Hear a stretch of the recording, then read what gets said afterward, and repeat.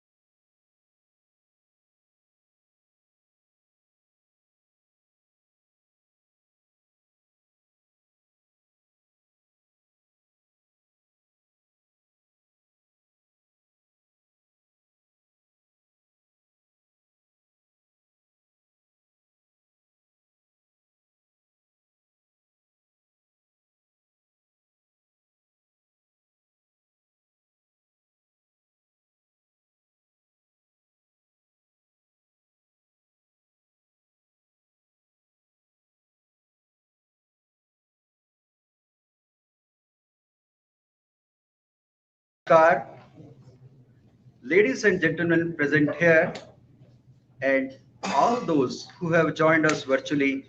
A very warm welcome to all of you for joining this event to celebrate Gandhi Jayanti. First of all, I would request Honorable Consul General Shri Amit Kumar ji for his opening remarks. Sir.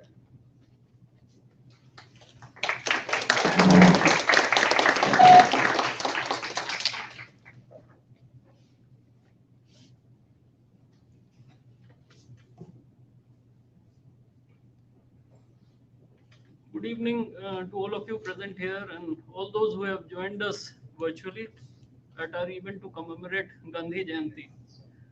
You all are aware of the enormous contribution of Mahatma Gandhi to our freedom struggle. He took the reins of the national liberation movement after return from South Africa in 1915 and led it for over 3 decades. His contributions were manifold, from his choice of satyagraha and civil disobedience movement, a non-violent movement, to social initiatives, to making it a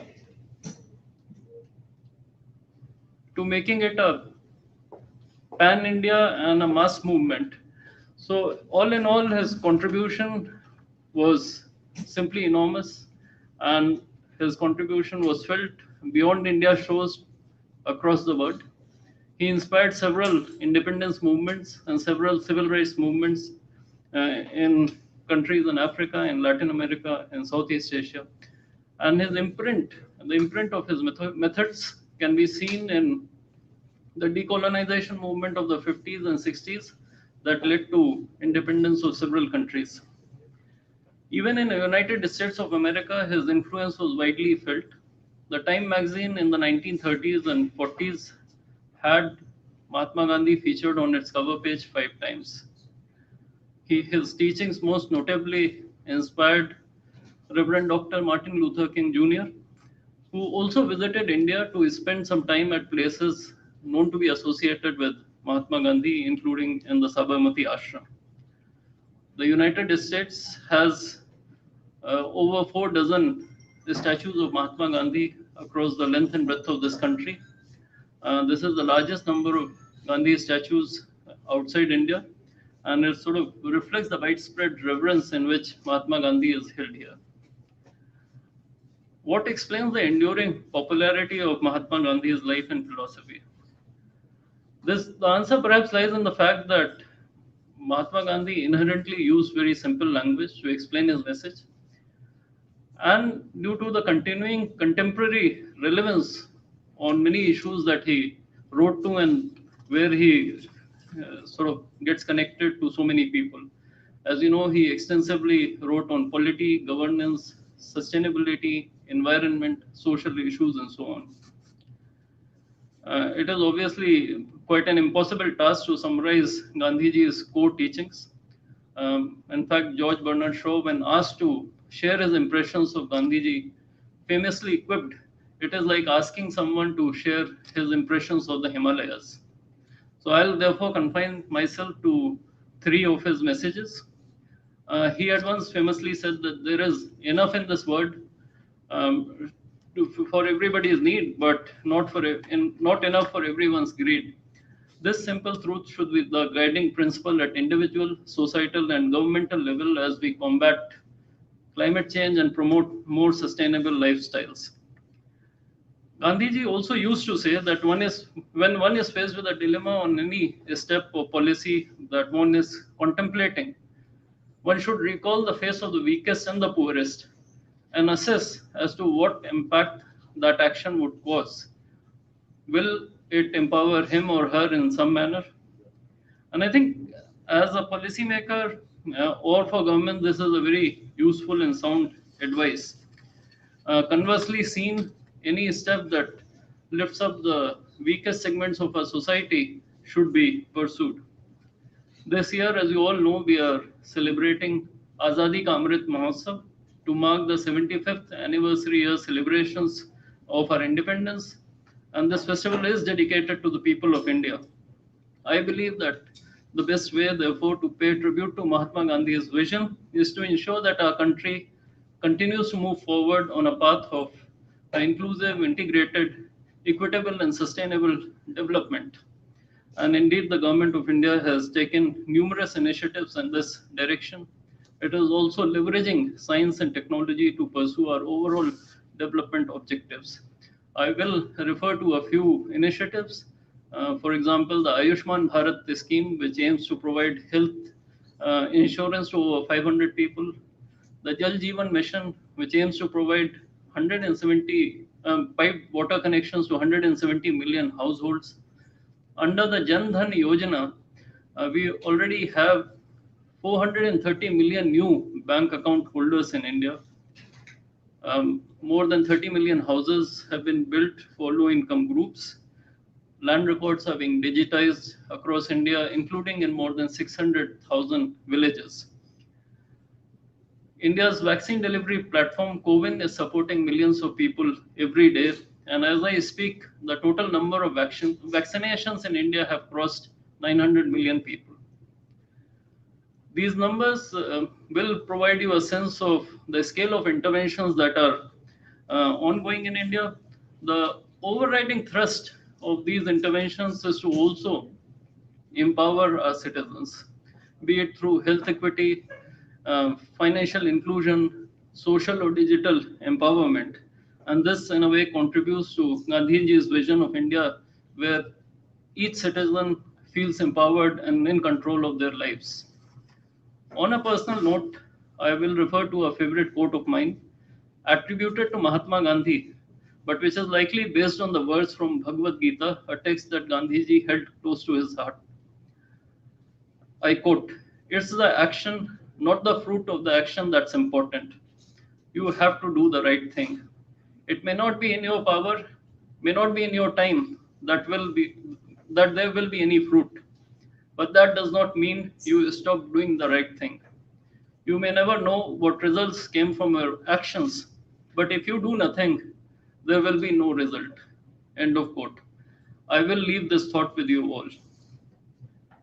In closing, I want to acknowledge and thank the Indian diaspora for their significant contribution in promoting awareness about Gandhiji's life and philosophy here, in building greater understanding between our two countries, and lending their hands to development efforts in India. We will be hearing from some of them today as they share their thoughts on Gandhiji today. Thank you.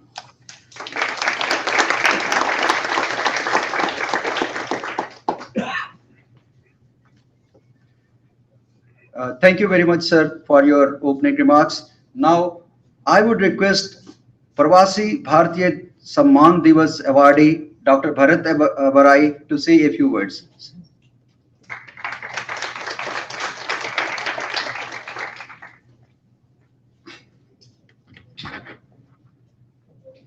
Good evening, friends. Consul General Amit Kumar and all other friends who are here. Being from Gujarat, obviously, state where Mohandas Karamchand Gandhi was born and was his karma bhumi, and having a house in Ahmedabad where Gandhi Ashram is located. I have visited Gandhi Ashram several times, and it's a place where you get the peace, you get the direction, what this man did, how he did, and what we can learn from him. 2 years ago, we were in South Africa, and I very much wanted to visit all those places where Mahatma Gandhi was, and we did. Durban, Johannesburg, where mainly he was there, and Peter Maritzburg, where really you can call Satyagraha or non-violent movement started. You are all aware that Gandhi, as an attorney, was traveling from Johannesburg to Pretoria, and at the Peter Maritzburg station, he was asked to get down from the first class coach that he was traveling with a valid first class ticket simply because he was not a white man. But that insult, that experience really brought about the revolution, not only for India, but for many countries in Africa and now even in USA. I also visited the Robben Island where Nelson Mandela was imprisoned for almost 18 years. And I tried to learn what happened there beside this insult that was thrown to him in South Africa, where he stayed, how he stayed. I would say that any of you, if you do go to visit, do go and visit there. Right now, the active center that is running is a computer science learning center for the African students. It's called Kasturba Gandhi, and that's where actually Prime Minister Modi had put a little plant. Now it is big, and I took the picture and sent him that here is the plant that you had, now it is this big. So I wish really South African government should try to make a big public thing out of it, because that's where the original struggle started. They can highlight it and make it a tourist place, and I'm sure many people from India would want to go and visit that place, because that's where the history of India's freedom struggle started. Now, you might know, how did he land up in South Africa? It was an interesting story. There were many Indians who were doing business in South Africa, and a person who was a Gujarati named Sheikh Abdullah. He was in dispute with his nephew, but neither of them spoke English. So they wanted an attorney who will speak Gujarati, which both of them spoke, and can represent them in the court and translate. That's how his selection came, that why did they want a Gujarati lawyer? Anyway, his struggle, how he led India is very well known to everybody. Self-reliance or Atmanirbhar Bharat that we are experiencing now, he was the one who told everybody, and it was started with Khadi, that instead of getting your cloth from Manchester mills, you better get it homespun right here. And now Prime Minister Modi is trying to do the same thing, Atmanirbhar Bharat. So many things, make in India, and as NRI, whatever we can do so that India becomes self-sufficient in most of the things will be helpful. His message of cleanliness, even when he was staying in Gandhi Ashram, and now the government is trying to do this message. In fact, I should tell you the interesting story. In 2014, when the Prime Minister Modi came and we had the Madison Square Garden event, he said, Bharat, whatever you do, but I have to be in India on 2nd. Uh, and I didn't know why he was trying to do that, but that's when he was going to, we knew that he was going to announce Swachh Bharat or Clean India campaign. And that's why I said, whatever you do, I have to be there. So plan the programs accordingly. So it's very dear to him. And I can tell you, many of you contributed. All the money that was in excess after Madison Square Garden, almost $300,000, which was donated by many of you generously. We asked PM that we did it on your occasion. What would you like to do with it? And he said, give it for Swachh Bharat campaign. So all that money went for Swachh Bharat campaign. He tried to preach inclusivity because unless almost all the citizens of the country participate in the growth, the country cannot prosper. And that message is also being taken care of by the government of India and various schemes that the Consul General mentioned. So once again, we all should try to get the lesson and inspiration from this man who didn't have a bank account, who did not own any property, who did not have any big title, and yet all the people in the world remember him so many years after his death. So many things in world, especially in India, are named after him. So it's not what you earn, it's not what you own, it's not what your title you have, but what you do really makes the difference. And he made the difference for freedom of India. And he also lit the light that helped Nelson Mandela and Dr. Martin Luther King. Thank you.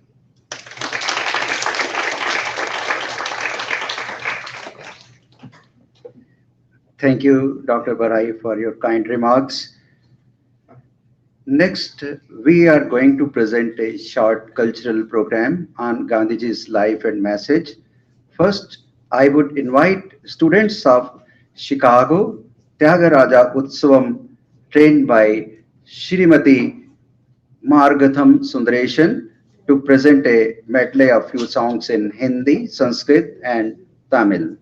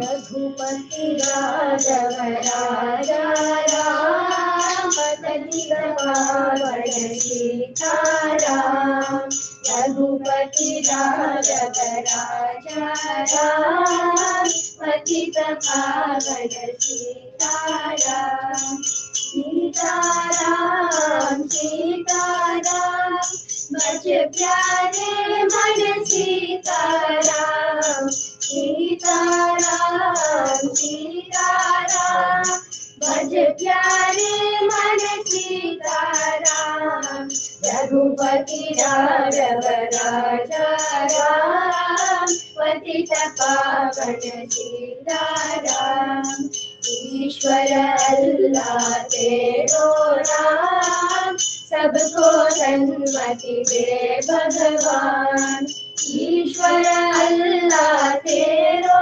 नाम सबको सन्मति दे भगवान रघुपति राघव राजा राम पतित पावन सीताराम में तुलसी व्रत में राम, जब बोलो तब सीताराम।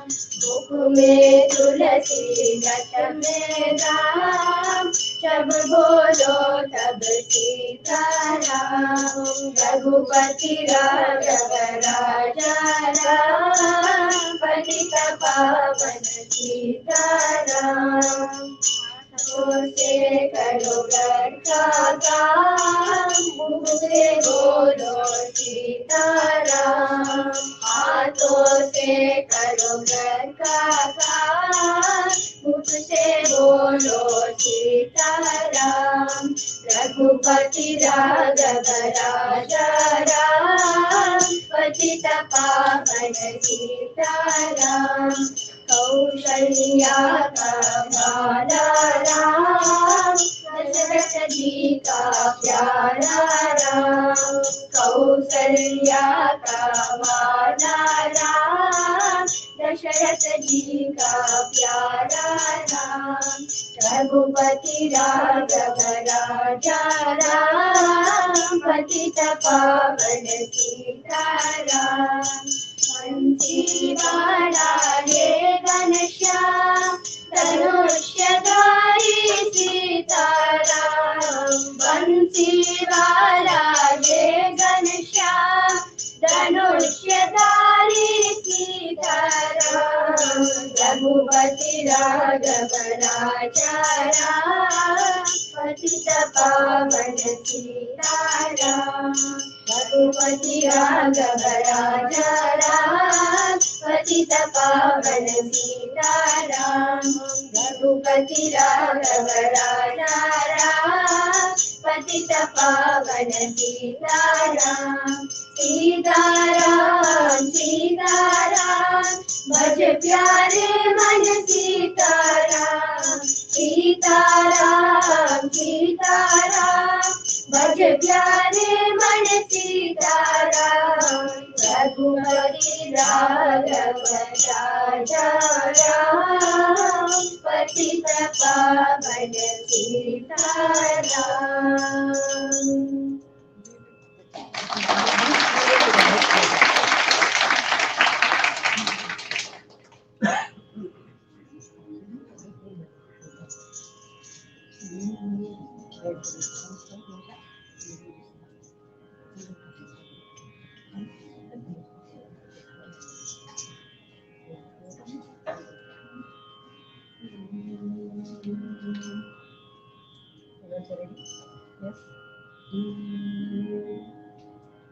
मैत्री भजत अखिल हृदयेत्री। मैत्री भजत अखिल हृदयेत्री। मैत्री भजत अखिल हृदयेत्री। आत्मवदेव परानपि पश्यत। आत्मवदेव परानपि पश्यत। युद्धं यजत स्पर्धां त्यजत। युद्धं त्यजत स्पर्धां त्यजत। त्यजत परेष्वक्रममाक्रमणम्। त्यजत परेष्वक्रममाक्रमणम्। मैत्री भजत अखिल हृदयेत्री। मैत्री भजत अखिल हृदयेत्री। जननी पृथ्वी कामदुःखासे। जननी पृथ्वी कामदुःखासे। जनको देवः सकल दयालु। जनको देवः सकल दयालु। काव्यतरत दयध्वं जनक। काव्यतरत दयध्वं जनक। श्रेयो भूयात् सकल जनानां। श्रेयो भूयात् सकल जनानां श्रेयो भूयात् सकल जनानां श्रेयो भूयात् सकल जनानां श्रेयो भूयात् सकल जनानां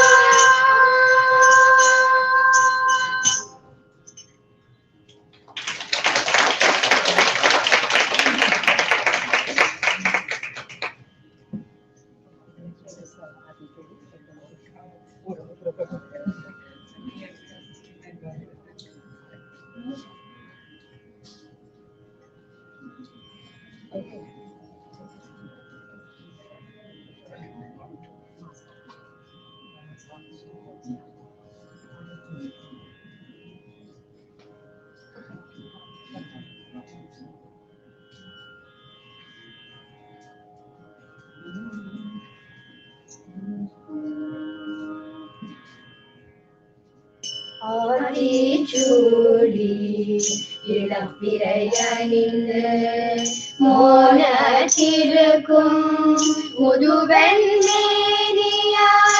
ஆதிச்சூடி இளம்பிறையணிந்து மோனத்திருக்கும் முதுவெண்மேனியார் கருநிறம் கொண்டு கடமிசை கிடப்போன் கருநிறம் கொண்டு கடமிசை கிடப்போன் முகமது நபிக்கு மறையருள் புரிந்தோன் முகமது நபிக்கு மறையருள் புரிந்தோன் இயேசுவின் தந்தை பல மதத்தினர் உருவகத்தாலே உணர்ந்துணராது இயேசுவின் தந்தை பல மதத்தினர் உருவகத்தாலே உணர்ந்துணராது பல வலையாக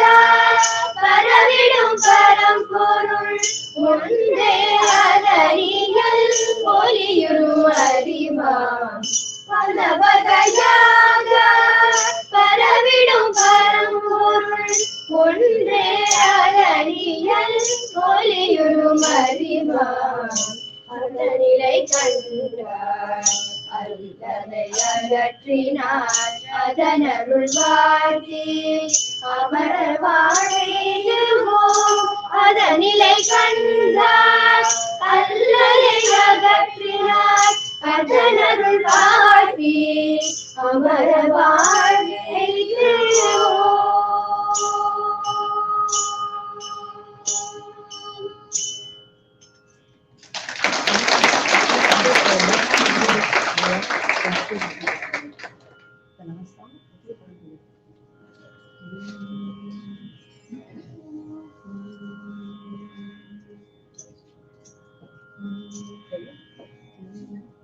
சாந்தி நிலவ வேணும் எங்கும் சாந்தி நிலவ வேணும் ஆத்மசக்தி யோக வேண்டும் உலகிலே சாந்தி நிலவ வேண்டும் ஆத்மசக்தி யோக வேண்டும் உலகிலே சாந்தி நிலவ வேண்டும்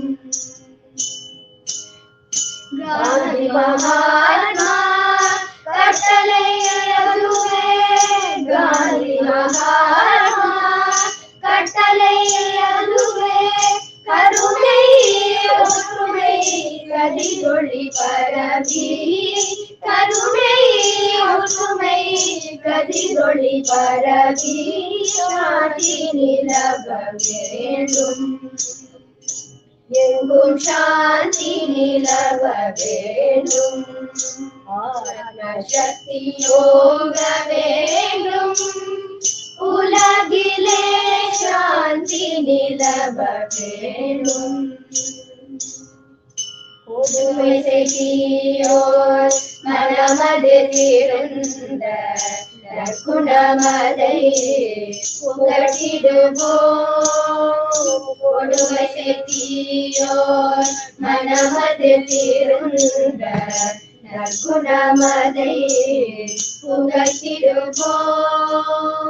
மடமையச்சம் மறுப்போம் மக்களின் மாசிலா நல்லொழுக்கம் வளர்ப்போம். மடமையச்சம் அறுப்போம் மக்களின் மாசிலா நல்லொழுக்கம் வளர்ப்போம். இடம் தரும் அகிம்சா யோகினம் தந்தை ஆத்மானந்தம் பெறவே. இடம் தரும் அகிம்சா யோகினம் தந்தை ஆத்மானந்தம் பெறவே. கடமை மறவோம் அவர் கடன் தீர்வோம் கலங்களில் அறம் வளர்ப்போம். கடமை மறவோம் அவர் கடன் தீர்வோம் கலங்களில் அறம் வளர்ப்போம். எங்கும் சாந்தி நிலவ வேண்டும். ஆத்ம சக்தி ஓங்க வேண்டும். உலகிலே சாந்தி நிலவ வேண்டும். ஓம் சாந்தி, ஓம் சாந்தி, ஓம் சாந்தி.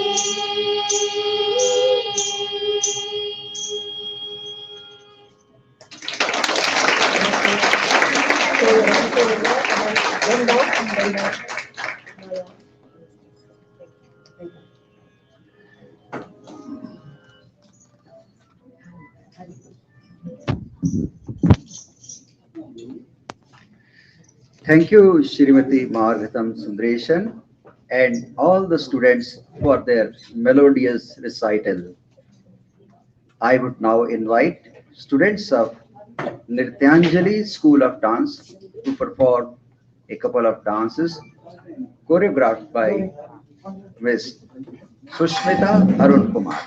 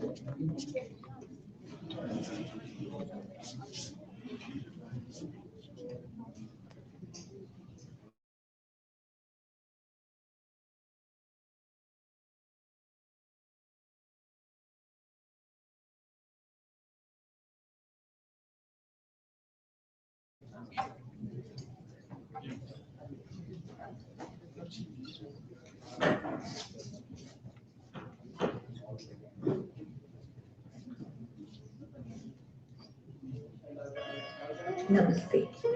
An eye for an makes the whole world blind.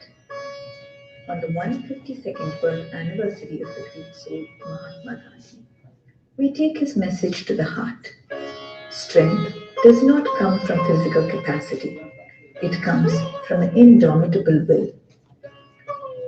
This is a tribute to the great soul Mahatma Gandhi and his principles of ahimsa. In the words of Albert Einstein, generations to come will scarce believe that such a man as this one, ever in flesh and blood, walked upon this earth. India was a homeland of diverse cultures and various religions in the early 19th century.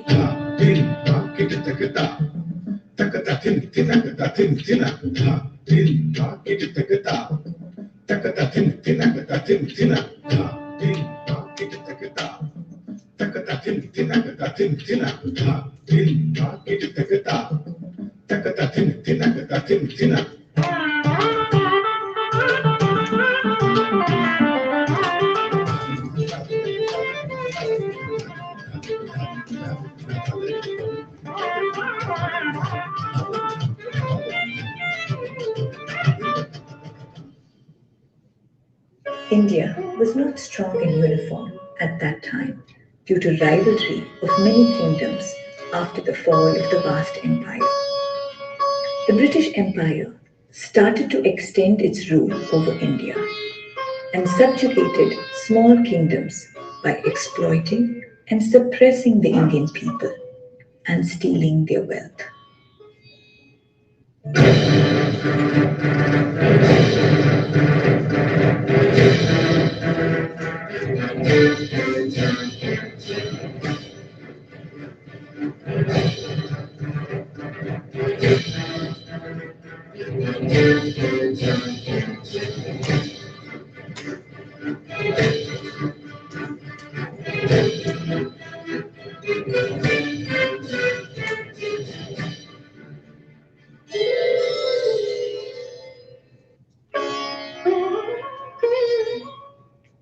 Gandhi arrives as a spring of hope, firmly resolved to lead the violent world into the path of ahimsa, to attain peace and tranquility as a messenger of truth and non-violence.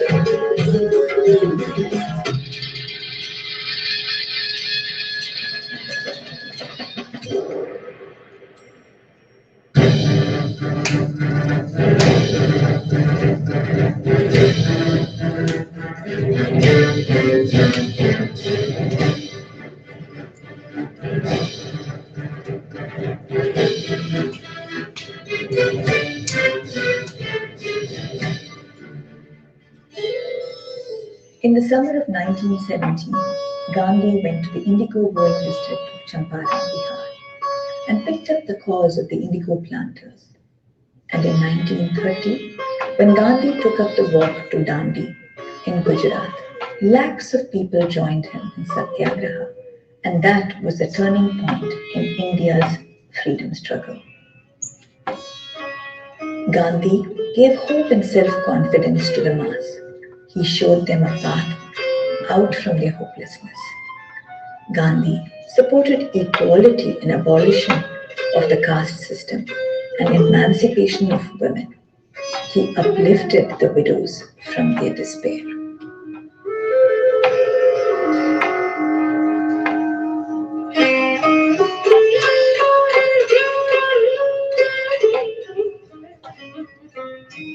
This difficult path that we walk with you is not easy.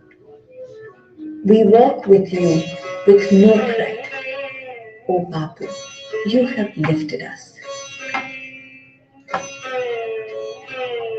Gandhiji promoted non-violence not just as a philosophy and political strategy, but his life was his very message.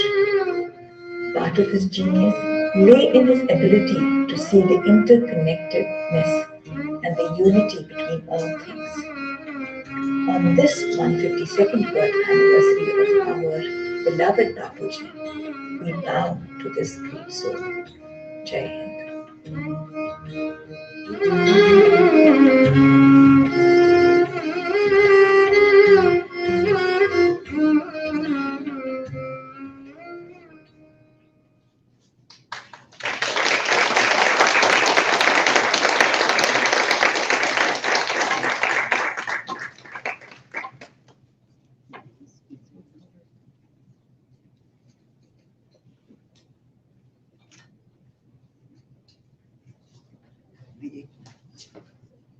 The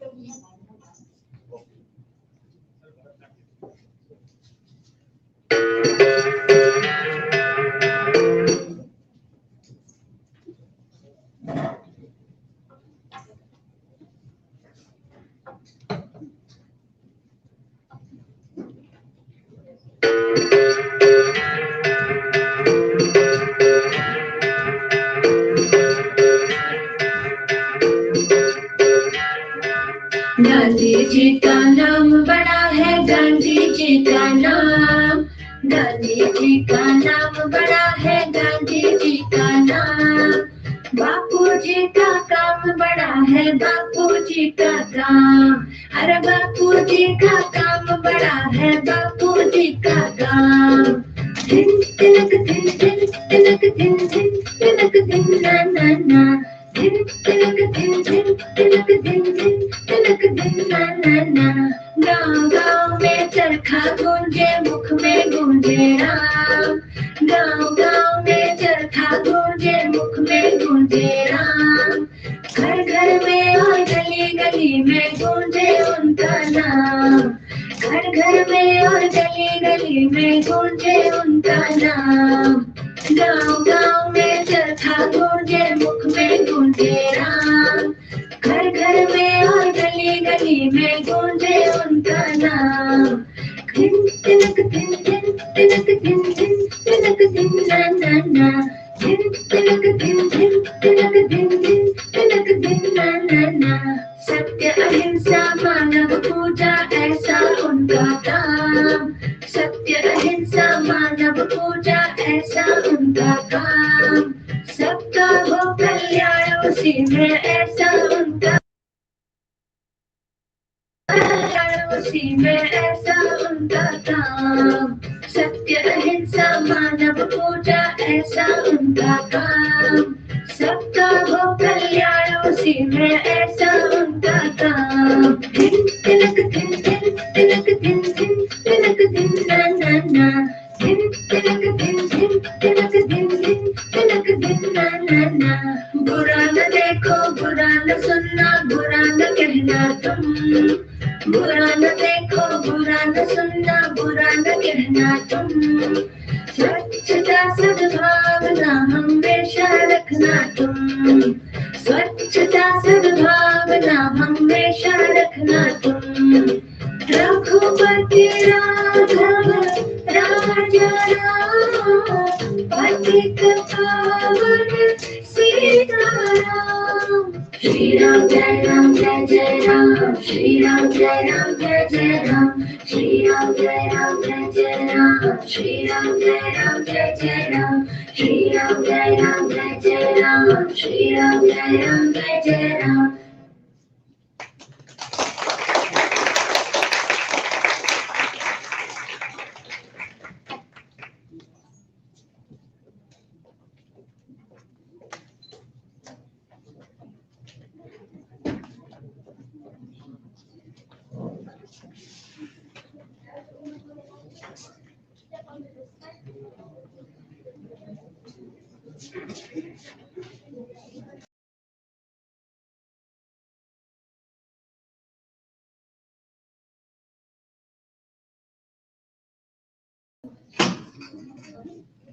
What a wonderful performance. Please be generous in appreciation. Once again, a big round of applause.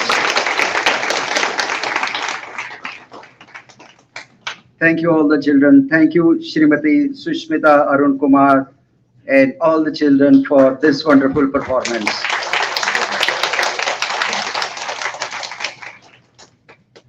Now, I would like to invite Ms. Anvita Hariharan, Carnatic saxophone artist from Chicago Tyagaraja Utsavam, for an instrumental performance.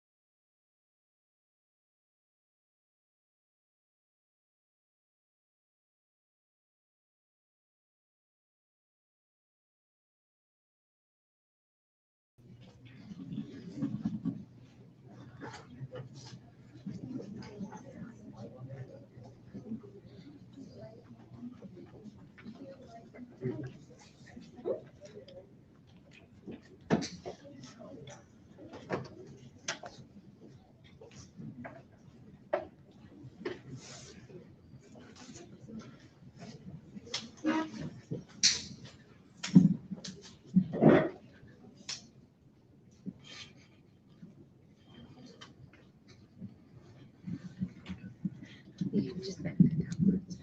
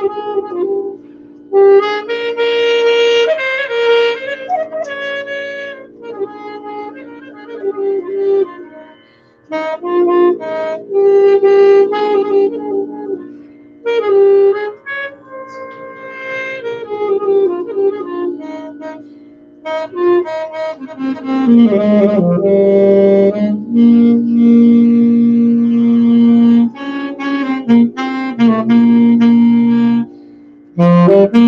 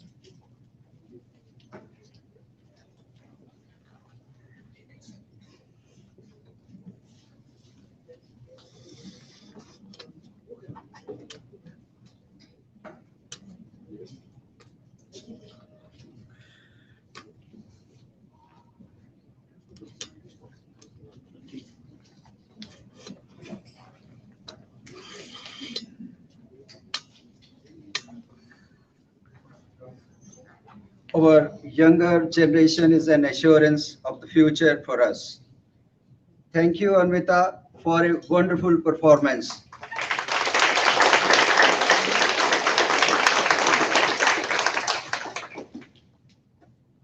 Now, we are going to screen a short video on Gandhi Peace Program organized by National Indo-American Museum, coordinated by Ms. Aarti Singh Agadi and presented by Mr. Jitesh Jaggi.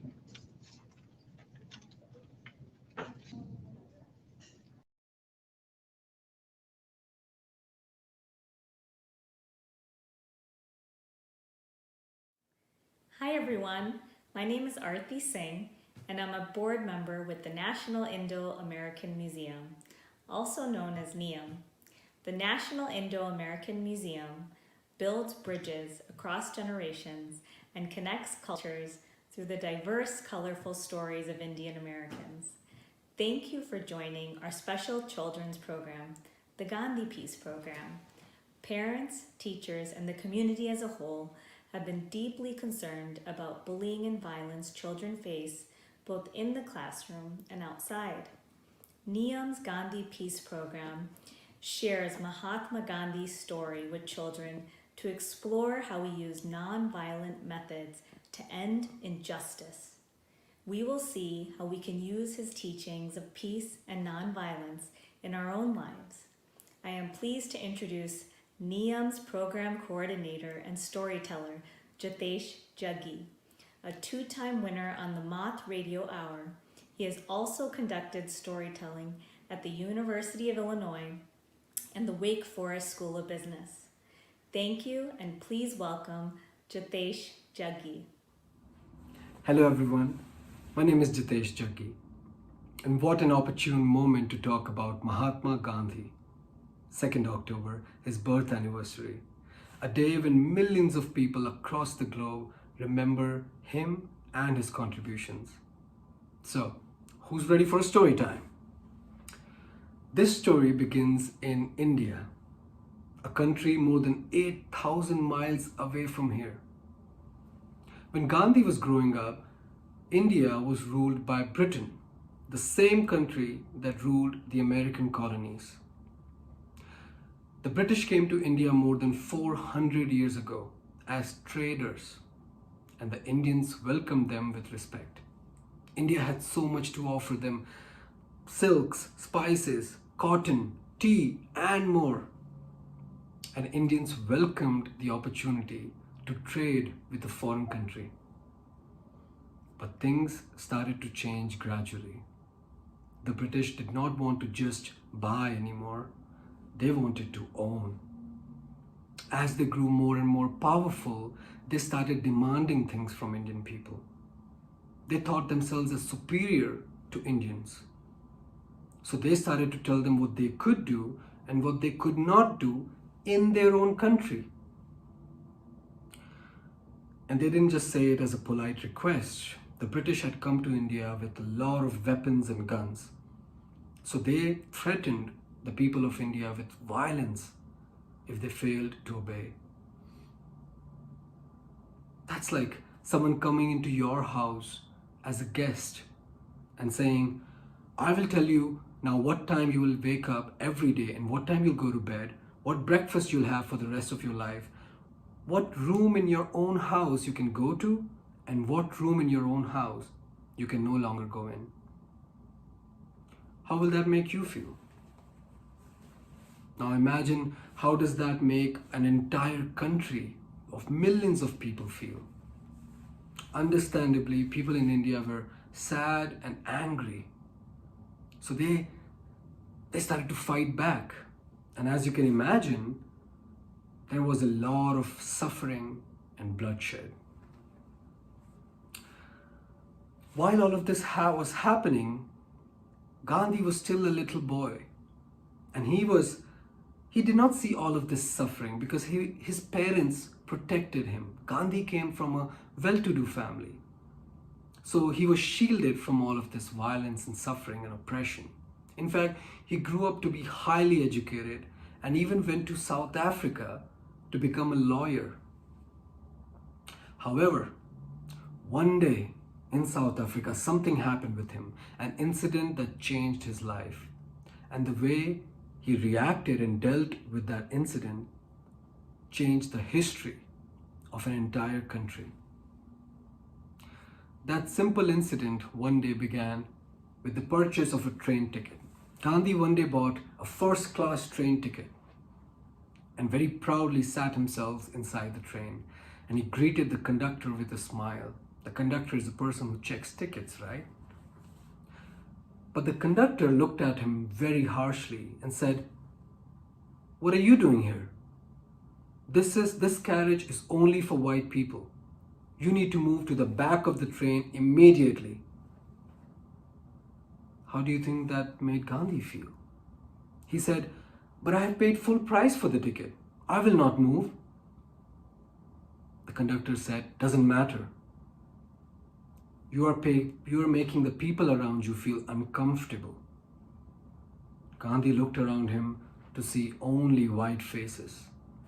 He felt confused, judged, humiliated, but he wasn't going to let this unfairness, this injustice bring him down. So he refused to move. He said, "I won't leave." You know what they did next?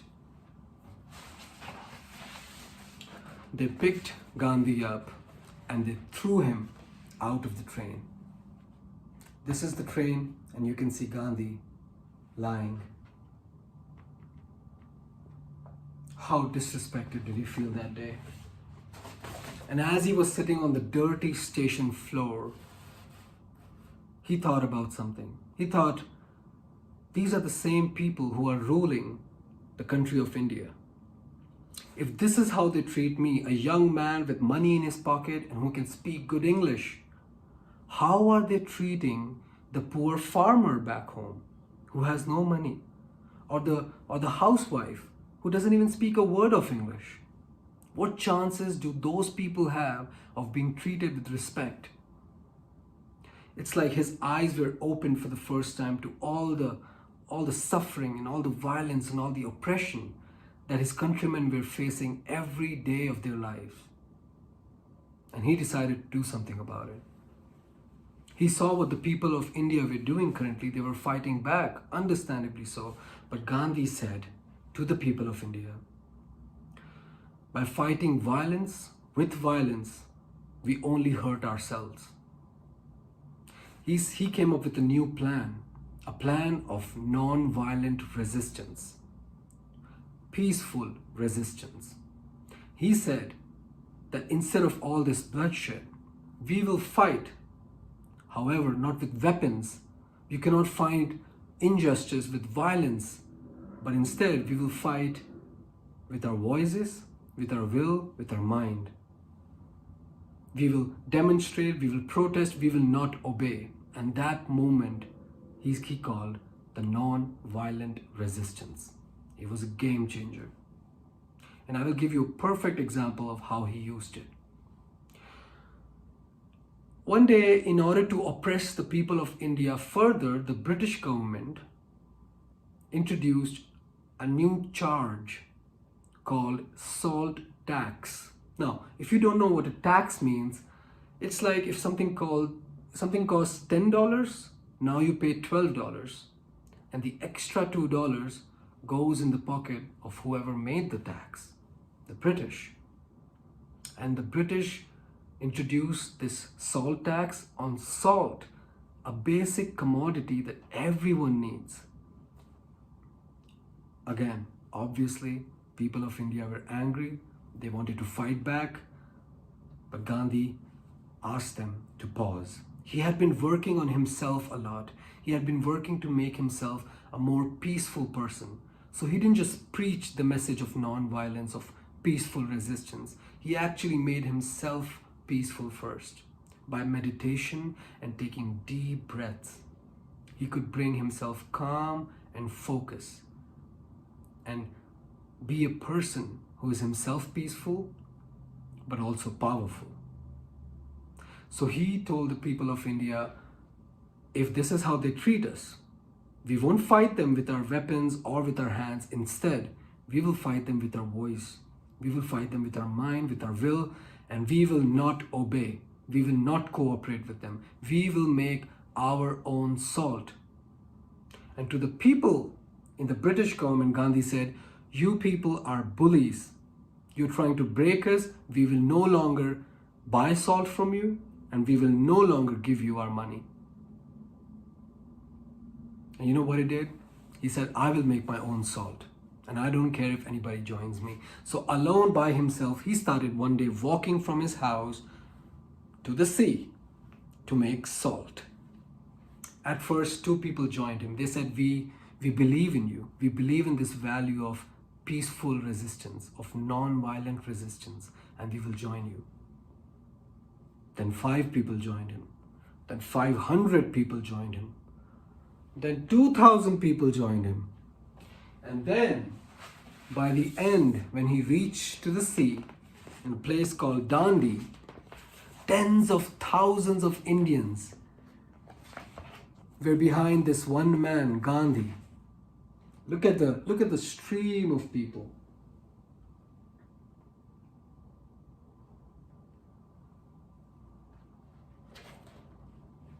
They just wanted to join him because the lesson he was teaching was not about making salt. It was about being self-sufficient.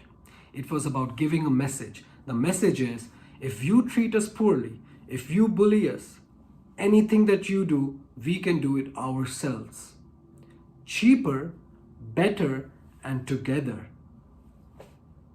And this became a hit all over India. The movement caught fire. Almost the movement spread all across the country, and they started to make everything by themselves. The Indians were like, we are not supporting the British government anymore. We will not fight them, but we will oppose them through demonstrations, through protests, through marches, and especially through being self-reliant, self-sufficient. They even started making the clothes on their back with a very simple instrument. I will show you this.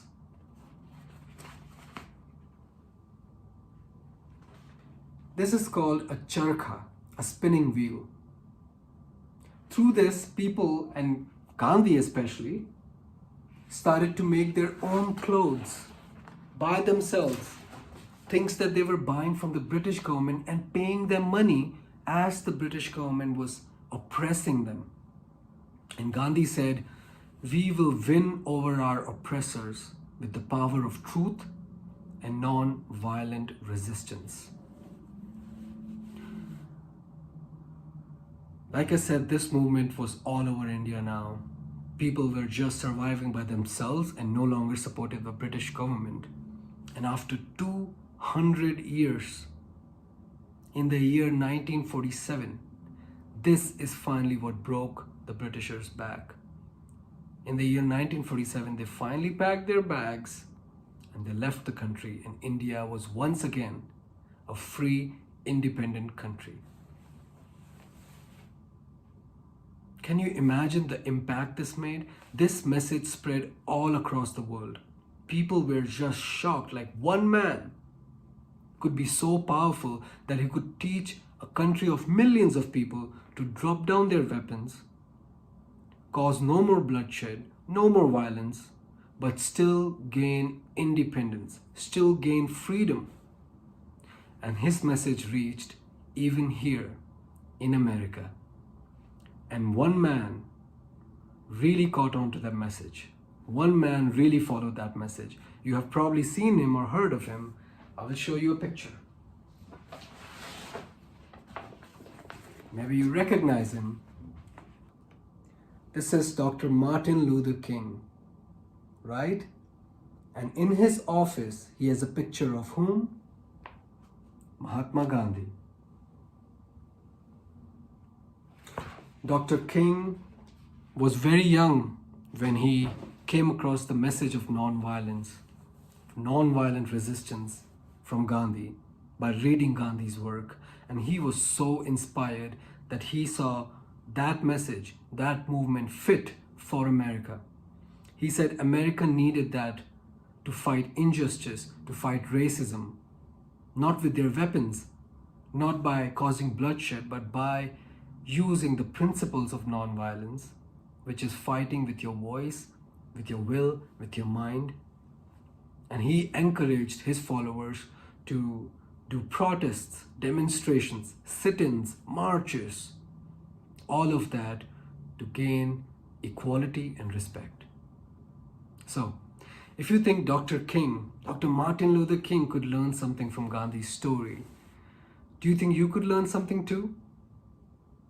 We encourage you to reflect on this story and let us know, what message did you gain from Gandhi's story?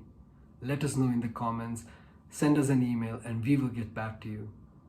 In the meantime, I hope this story leaves something for you to think about and to also celebrate this great man who we call the father of our nation, Mahatma Gandhi. Thank you very much.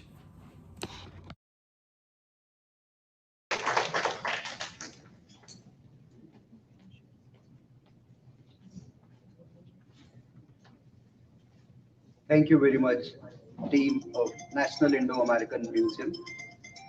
Uh, I would now request Mrs. Santosh Kumar, President of the Gandhi Memorial Foundation, Skokie, to share her vision on the mission and initiatives of the Gandhi Memorial Foundation. Dr. Mrs. Kumar, thank you. Thank you first of all मैं आप सबसे करबरत माफी मांगती हूँ कि late हो गई, बहुत कोशिश करने के बाद भी टाइम से नहीं आ पाई. Respected our Consul General Amit ji, our respected Dr. Paraji, and all the distinct leader here, Dr. Murthy and Dr. What do you call Santi ji and Mr. Panji and all of our friends. Today, this is why very fortunate to that I'm talking to you on the dais of a Indian Consul General. I will not talk much, but I will touch your heart and your soul. My half work has been done by this movie, though you all know very well in written form. You all have heard, maybe new children may not be, but you all, as an older person, know this. It has happened. And now I want to touch your soul again. In those times, the injustice or the torturing was done by Britishers. And we stood against that torture, that injustice, on our own land. They were came as a traders, and then as he said that if somebody comes to your home and he said that you will sit here or you will go in this room and that will not go to other room. How it is? How it is possible? Are we that weak? Again, this message or his teaching is touching, again, stirring our soul and our mind. Again, this is happening in our own land. Our own people, so-called own people, are doing the same thing. They are in our country. They are made the country as a so-called, they are also Indians also, and doing the same thing. They are telling us, you will sit here, you will eat this, and you will not eat that. What we are supposed to do now? They were foreigners, but they are our own people. And the principle of non-violence. My question to all my educated class here and all over the world, if they are listening me, what we should do in this condition? How we live with self-respect, how we will respect our women, how we respect our people from this oppression, this wrongful conduct. As Gandhi says, no religion is higher than truth and righteousness. Are we ready to?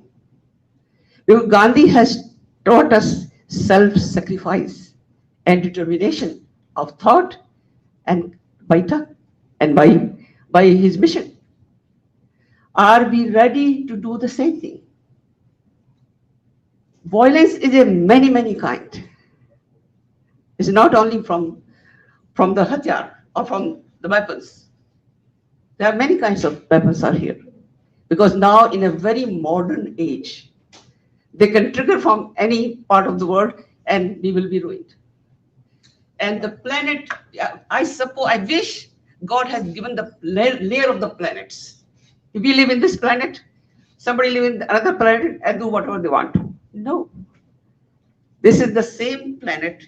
If something happens somewhere, it will touch us. And definitely, we don't want our children are here, very youngest people. You all love them. As parents are also must be here. You love your children. You don't want them to be hurt, to be disrespected. What is happening in the world, you all know. So are we preparing ourselves in a real world of the sense?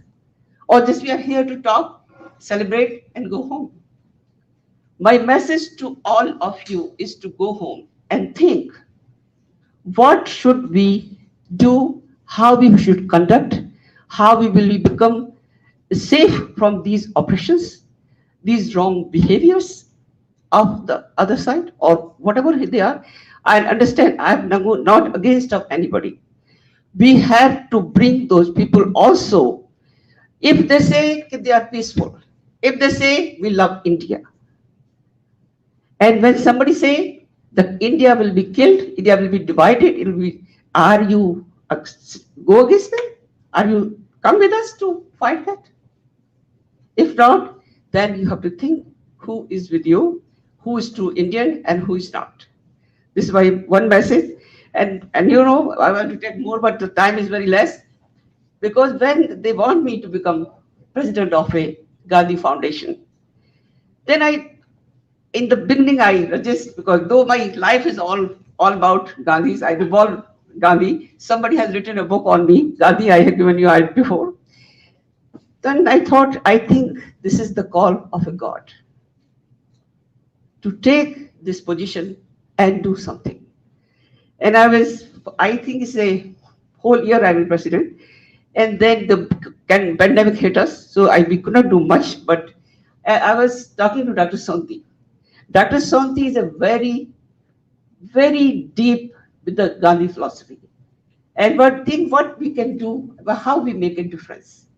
And the difference is if we can teach our children, the new generation, the young generation, which we have to give them in this planet, safe and sound and free from these oppressions and free from these injustices against them. So we thought we should do the initiative, and we have did today with in the presence of our Reverend, our Amitji, Master General, and Senator Gilliwalam, to initiate a global initiation of a youth wing, so that not only here in UK, Africa, and definitely here, so that we can spread this word. As these children which you saw today, Mr. Vic, they were not only they're doing the Gandhi work, they have recited the Gita, they have remembered, they know the Gita so well. Because ethos we have to understand. Our ethos is definitely very peaceful, very righteous. So we have to give this the first, and like he said in the story, Gandhi had made himself peaceful first. So we have to give the real meaning of our religion, our Sanatan Dharma, our Vedas, because we heard Vedas. I think none of them, you must have seen that. Must have, and none of them have read. How injustice has been done to us. Our books have been thrown out in the boxes, never been allowed to teach in the classroom, any school, any university. None of them have seen, none of you have read the Vedas. None have read all the Upanishads. Few people once this slok, that's the only thing. But nothing has been given to us because we're thrown out before Britishers. And then Britishers came, because they do not know the language. Language has been completely lost by them. Such a grave injustice has been done to Indian philosophy, which is so great. If you read some have a chance, I will give you this book, because the writer who has written on me, he has collected the thought of a philosophers, great leaders, and how they talk about India, how they talk about Indian philosophy, how they talk about Indian Sanatan Dharma. This is the Dharma who can give peace to the whole world, can make this planet it is such a beautiful place that we all can coexist if you are ready to accept other people. And the Sanatana Dharma accept everybody. As he said that when they came, we accepted. We given them every comfort, whatever we could, whatever we have. But they looted us. Again, they are looting us. Are we ready? When you go home, think about it. How you will act, what you will talk to your children, how they should protect. Thank you. Thank you so much.